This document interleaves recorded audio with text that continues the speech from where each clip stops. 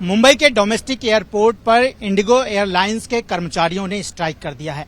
तमाम वजहें हैं जिसकी वजह से वो लोग अपना काम छोड़कर एयरपोर्ट के बाहर आ गए हैं।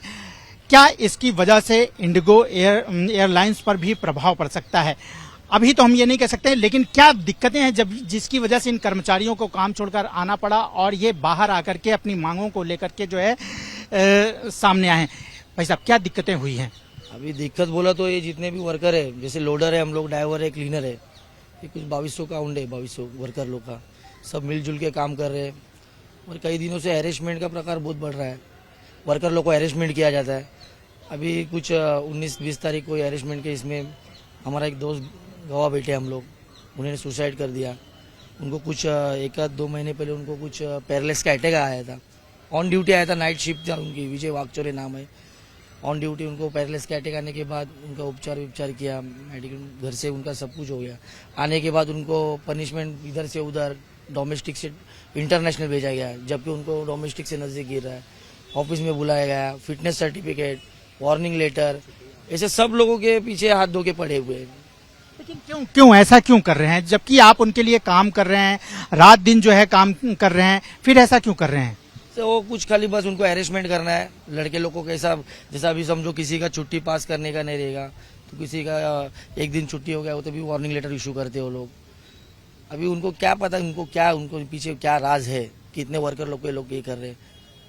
अभी इसके ये जो केस हुआ उसके 2 दिन पहले भी हमारे एक ड्राइवर में एक जो है, उन्होंने भी फांसी कर लेने का ये किया था, तो उनके वाइफ ने देखा, उसी टाइम तुरंत बचा लिया। अभी किसके ऊपर ध्यान रखेगा, ये पनिशमेंट क्यों, हैरेसमेंट क्यों हो रहा है?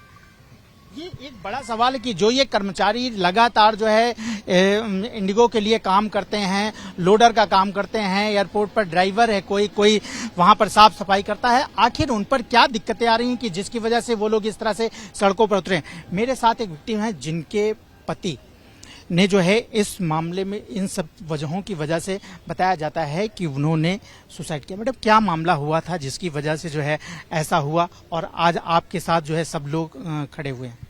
मुझे भी एग्जैक्ट नहीं पता, सिर्फ इतना पता है जनवरी में उनको पैरालिसिस हुआ था।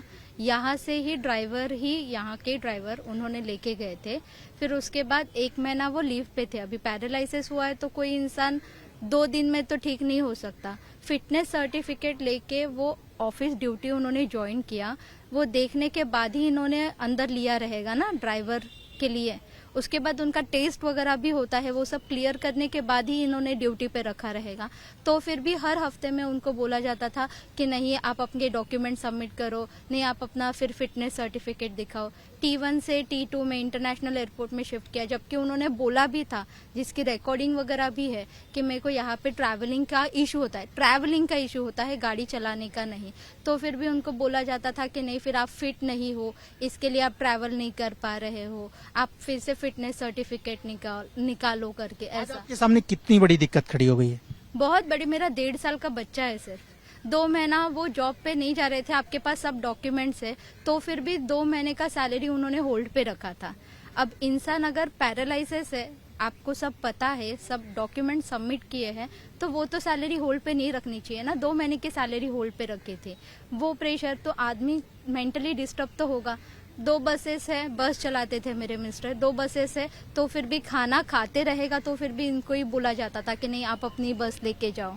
हाँ, फोन पे अगर कुछ बात करते रहेंगे तो फोटो निकाल के वो ऑफिस में सबमिट करना, फिर ऑफिस में बुलाना बार। और मतलब अगर नाइट किया है, विरार में हम रहते हैं, यहाँ से विरार आने के लिए कितना टाइम लगता है, नाइट करने के बाद दोबारा रिटर्न नाइट में आना रहेगा, तो फिर भी नहीं आप पहले ऑफिस में आओ। ऑफिस ओपन होगा 10-11 बजे, तब तक अगर वो यहाँ पे रहेंगे, कब घर पे आएंगे, कब रेस्ट करेंगे? कब ये हादसा हुआ? ये 19 मई को, ये 19 तारीख को। क्या नाम था उनका? विजय लक्ष्मण वागचौरे। और आपका नाम क्या है? स्मिता विजय वागचौरे। तो ये देखिए कि एक विक्टिम है जो इस तरह का जो हैरेसमेंट, जो कि आरोप लगाया जा रहा है, इंडिगो कर्मचारियों ने लगाया है कि किस तरह से उनके साथ हैरेसमेंट किया।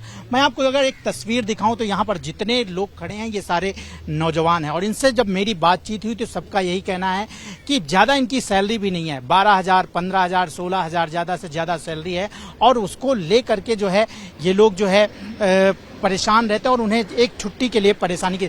और भी आप लोग भी कुछ कहना चाहेंगे? आप लोग कुछ कहना चाहेंगे? बात करनी थी, इसमें सबसे ज्यादा जो हरासमेंट की है 3-4 ही लोग हैं। एक तो है अंकुश, अंशुल करके है, उसके बाद है सैनिल डिसोजा करके, जिनका वो बार बार नाम लेते थे, इनसे बहुत बातें करते थे, रिक्वेस्ट की थी।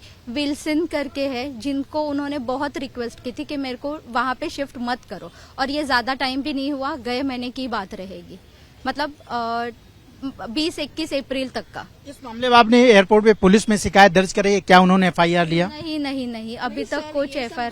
5 ही दिन हुए।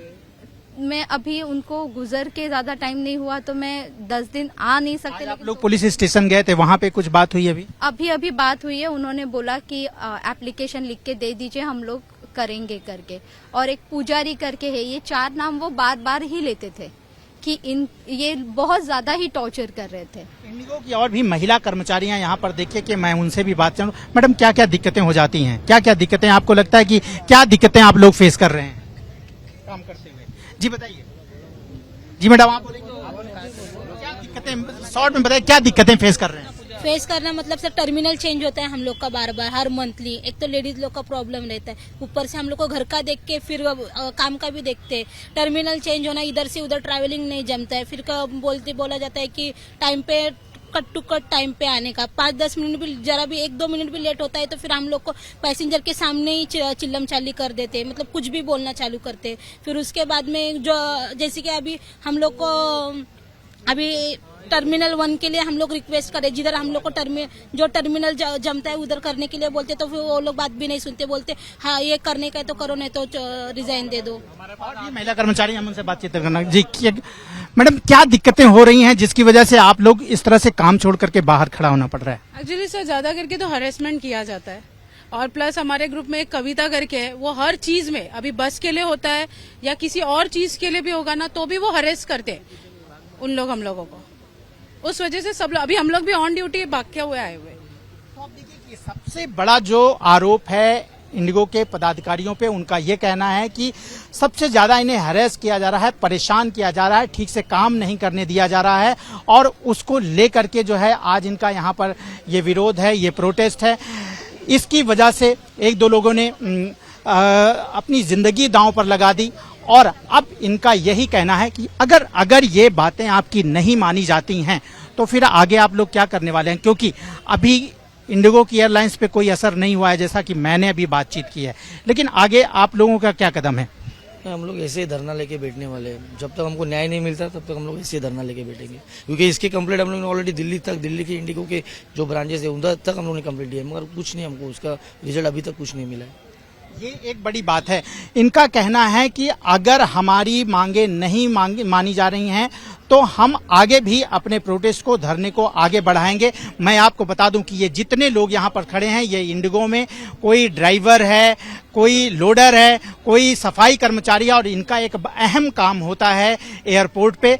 अगर इन्होंने काम बंद किया तो आज नहीं तो कल इंडिगो एयरलाइंस को दिक्कतें झेलनी पड़ सकती हैं, और जो उड़ानें हैं वो भी रुक सकती हैं। कैमरामैन आसिफ के साथ राजेश त्रिपाठी, ABP न्यूज, मुंबई।